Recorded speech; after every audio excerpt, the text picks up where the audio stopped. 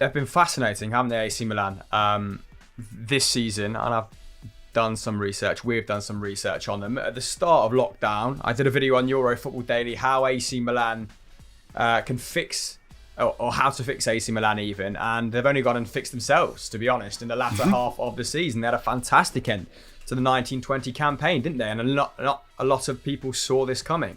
Stefano Pioli took over on the 9th of October. Initially, their form was dodgy and it looked like same old AC Milan, 3 defeats in his first 5 games. But after that, they really galvanised. 26 league games subsequently, won 15 of those, drew 8, lost 3. Those losses were to Atalanta, Inter Milan, and a bit of a dodgy result to Genoa. And that run also included victories over the likes of Roma, Lazio and Juventus. So Pioli was going toe-to-toe with the big boys, which AC Milan haven't done for an awfully long time now. Well, consistently in the league at least.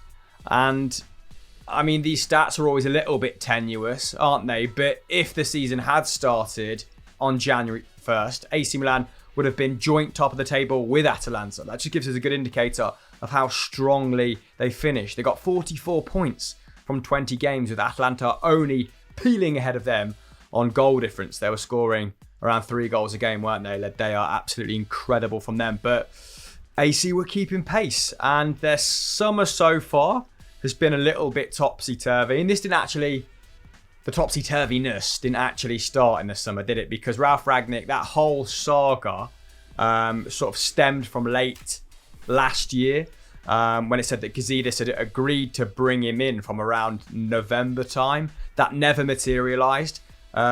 Kicker claimed it was because Rangnick wanted to be both manager and technical director, and that put AC Milan in a really difficult position because, 1, Pioli was performing well, but 2, it also would have meant pushing Maldini out of that position, and I mean, kicking a club legend out of the ranks when they were going through a bit of a tough period might not have been the wisest thing to do, politically speaking. Apparently AC Milan just wanted him to be technical director, and that's why they never reached an agreement. And since then, the likes of Zlatan, as outspoken as he likes to be, came out, backed Pioli. So did Çalhanoğlu, who's been one of the great beneficiaries of Pioli taking charge. He's finally contributing in a really meaningful way, had a really strong end to the finish. Sort of turned his AC Milan career around, to be perfectly honest.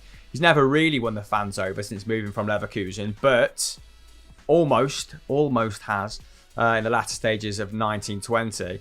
And they've managed to chop some of the deadwood, which was and has been a massive problem at Milan in the last sort of 5 to 10 years, actually. They've been bringing in players for maybe between the 20 and 40 million pound region, hoping that they turn into 60 to 80 million pound players, and more often than not that wasn't the case. And the likes of Biglia, he came in on big money, he came in for a sizable fee, to approaching his 30s.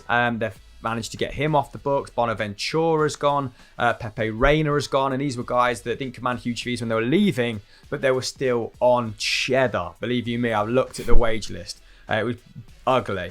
Ricardo Rodriguez has also been sold to Torino for near enough 3 million. So they've taken a big hit on him. I think he arrived for in the region of 17 to 20. But it was probably the right thing to do. He was an able sort of squad player, but not AC Milan quality after arriving from Germany. That became quite clear quite quickly.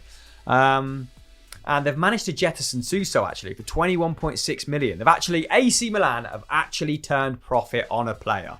Although it did look like he was going to be a first team regular last season when he contributed to around 17 goals in 30 to 34 appearances, if memory served me correctly. But again, maybe that was padded out by taking some spot kicks.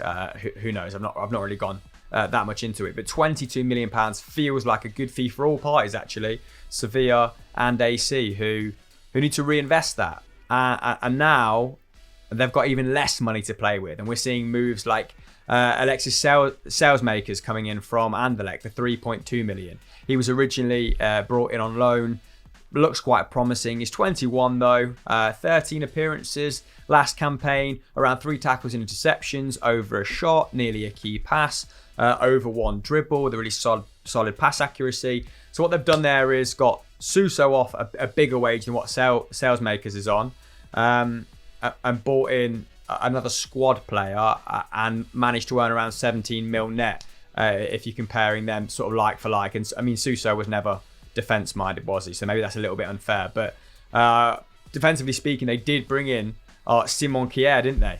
From Sevilla for around 3.2. And he made a mammoth contribution in the second half of the campaign. And actually, AC were really weak from set pieces. I recommended Christopher Ayer from Celtic for them. They needed someone that was dominant in their own box.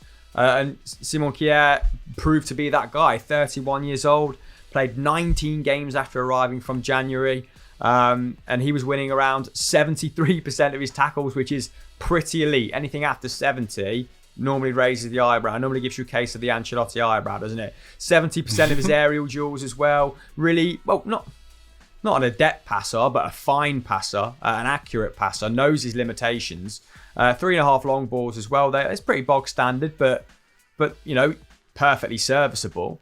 And there's some more speculative signings that I'll bring up. I don't really know much about them. I don't know if you guys know anything about them. Doogie, has Pierre Kalulu come up on your radar in the last couple months? Not particularly. I mean, AC Milan fans were very excited when they signed him. I think he's come from Lyon. He's a right back who can also play at centre back and left back, but hasn't made an appearance for Lyon yet. He's mainly played in the UEFA Youth League, but Lyon's academy is just continues to put out great players. But yeah, I like you have never seen him play, so I can't really say too much. Yeah, I mean, Gazidis has made that quite clear since he came in that would be their modus operandi from now on, signing 18 to 21-year-olds with that promise, with that high ceiling, with that sell-on factor, because they need to dig themselves out of a financial hole somehow, don't they? And until the new stadium is constructed, they obviously have grand plans for it. I've seen the plans, not in person. They didn't stop by the Football Daily offices with a blueprint and say, "Chris, I want you to see the new San Siro." But imagine that would be what a scope that'd be. But seen some of the plans for it online, and it looks absolutely stunning. And until they redevelop their stadium, they're not going to be able to bring in the sort of money that enables them to compete with Europe's top clubs because of match day revenue, because of there's no corporate seats, for example, at the San Siro at the moment, so they can't charge stupid money for people to watch football. But yeah, that they've, I mean, fitting in with that whole sort of scenario that we just discussed is Sandro Tonali, of course. Feels like a big win in Milan, doesn't it? Because they snatched him from Inter. He was favourites to go there, but Conte loves his older players, doesn't he? Loves an older head, a seasoned veteran. His attention was on Arturo Vidal, and in the meantime, AC Milan managed to secure that the move for Tonali from Brescia, who's long been touted as a sort of Pirlo, the heir to Pirlo's throne, and that is probably just because they're from the same neck of the woods. Both players sort of deep line playmakers and have that hairdo, that same hairdo, don't they? I don't know if he'll live up to those expectations. They're pretty lofty, aren't they? But let's hope he does. In 1920, 35 Serie A games, just the 1 goal. So he needs to work on his set pieces if he's going to be compared to the likes of Pirlo. 7 assists though, so he obviously has that creative streak in him. And he has a good defensive work rate too. 2.5 tackles and interceptions, not monstrous, but certainly useful if you're going to park him next to a defense-minded midfielder like it's Bakayoko, who they're contemplating bringing back, aren't they? Who's had some very productive loan stints there. 2 key passes as well, 1.2 dribbles, 39 passes a game, just to round off Tonali's per 90 figures. A lot of long balls attempted because, of course, Brescia struggled, didn't they? A lot of speculative, direct passes from him that didn't really work out. But yeah, AC Milan, I mean, you bring in Brahim Diaz as well, who's expected to sign from Real Madrid after completing just 60 La Liga minutes last campaign. If they sign Bakayoko, who's made over 4 tackles and interceptions per 90 in that Milan midfield, then all of a sudden they're looking like a really well-rounded, much younger side, and they're a much more interesting proposition. And they're making different moves, at least. If these don't pan out, at least they're objectively much more sensible moves than bringing in the likes of Biglia that we discussed before, and other like players who are 27, 28 for 30 million pounds on big money, 30 to 40 million pounds. Go and watch my my video where I sort of dressed them down for that approach. I'm not going to go back into it because AC Milan fans probably think I hate them at the moment. But yeah, Rebic might complete his loan move as well from Frankfurt. That was sort of finish off this weird transfer merry-go-round where AC Milan want Chiesa as well. Juve's interest seems to have called on Federico Chiesa. So if they can get him, then AC Milan have just snapped up like most of Italy's prodigious young talents, haven't they? I mean, Inter got a couple last season, didn't they, to Juventus?